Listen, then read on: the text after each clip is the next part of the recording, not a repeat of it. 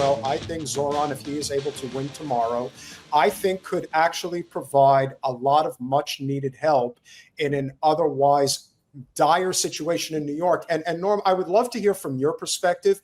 This race isn't just about electing a non-corporate, chief executive to Gracie Mansion. There is also something to be said about electing somebody who, in many ways, would be taking a direct shot at the Israel lobby and all of its power in New York City.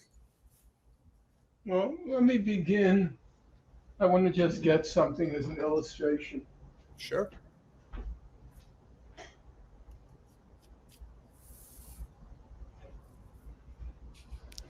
That was a great interview.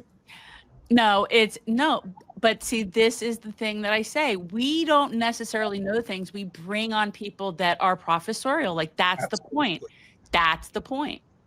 Well, I've been out canvassing for Zohran Mamdani, and I thought I had done my last day yesterday.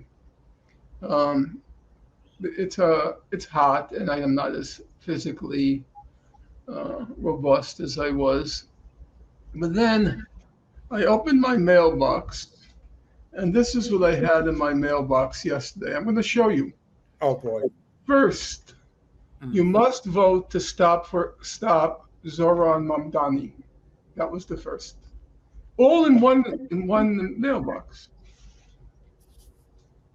Before you vote, read what the New York Times said about Zohran Mamdani, uniquely unsuited to the city's challenges. Next, stop anti-Semitism. Stop Zohran Mamdani from becoming New York City mayor in Hebrew. Next,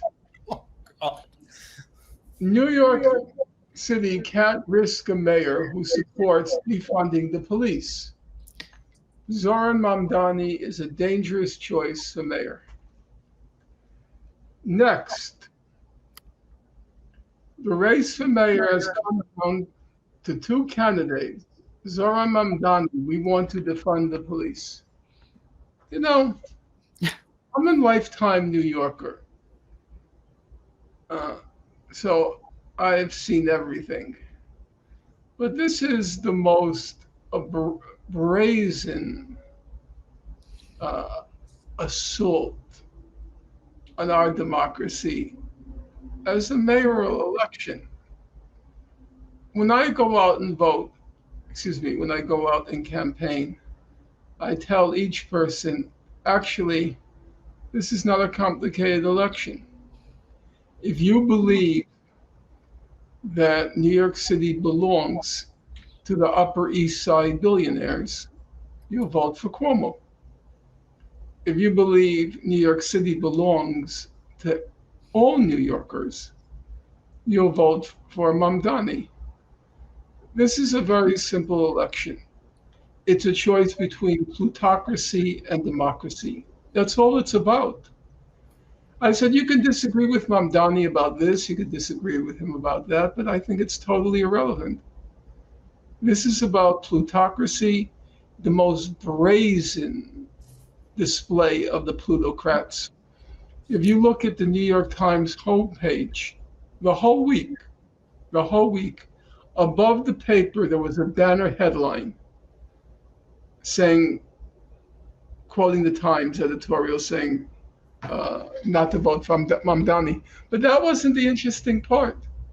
If you go right now, either of you, the three people behind the money, it says this ad has been paid for by Michael Bloomberg, Bill Ackman, and DoorDash.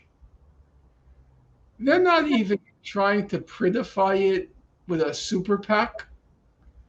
They're just saying out loud what used to be said, the Latin expression sotto voce, in a low voice. They're saying right out loud, we're buying this election.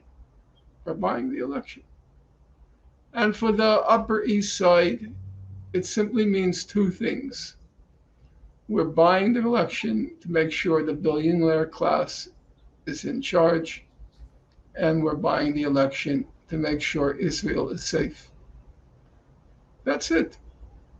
That's it. Nothing else. They don't give a flying fig about New York. They care about the Upper East Side and making sure people like Bill Ackman, who's married to an Israeli pilot. And I'm sure the quid pro quo for that relationship is he has to do everything he can. She's a trophy wife. Do everything he can for Israel. He was the one who led the most brazen assault on academic freedom in our country's history when he went after Claudine Gay at Harvard. And now he wants the mayoralty. No. So that was my pitch.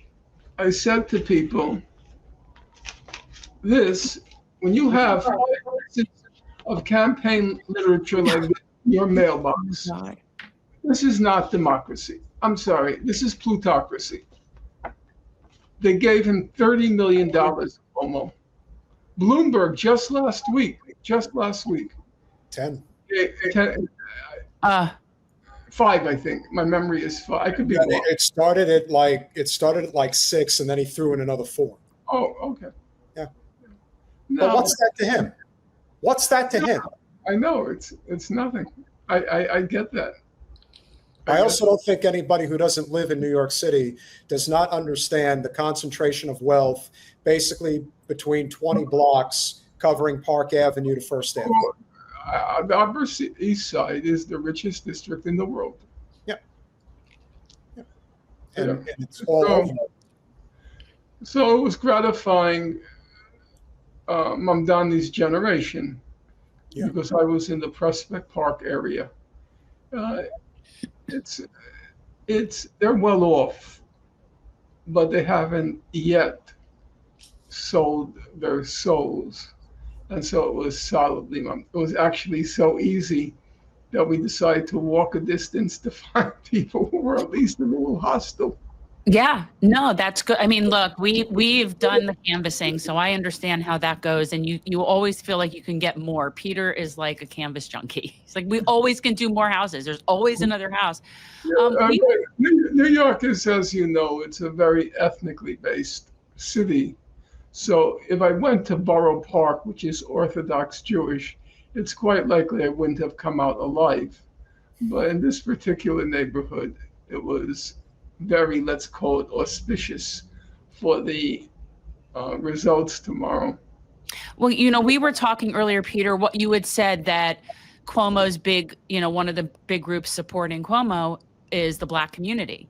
You were saying that the demographics are showing that, and that there is definitely, and that to me, it's, we have that here locally, and that group is just very, very loyal to the Democratic, old school, neoliberal, like that's their comfort zone. And it's very hard to pull away. That's totally correct. Yesterday, I was campaigning at a shopping mall, which has a predominantly African-American patronage. And the African-Americans were solidly Cuomo. It was very dispiriting. Yeah. And you don't want to argue, but when I was your age or younger, there was all this mythology about African Americans, that the Black liberation was the cutting edge of the revolutionary struggle. It's just not true.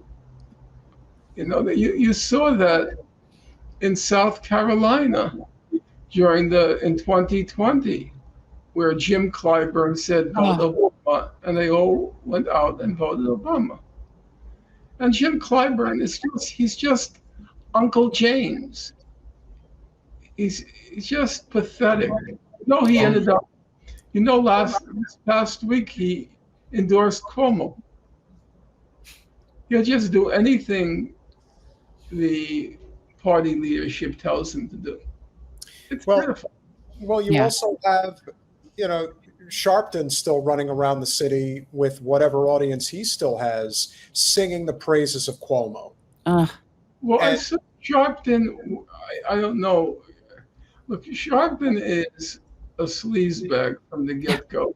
Look, I remember Sharpton. You know how Sharpton, the oldest memory of Sharpton, he went to a school called Erasmus High School, and he had a raffle, and he was raffling a TV set. And guess who won the raffle? him, Yeah.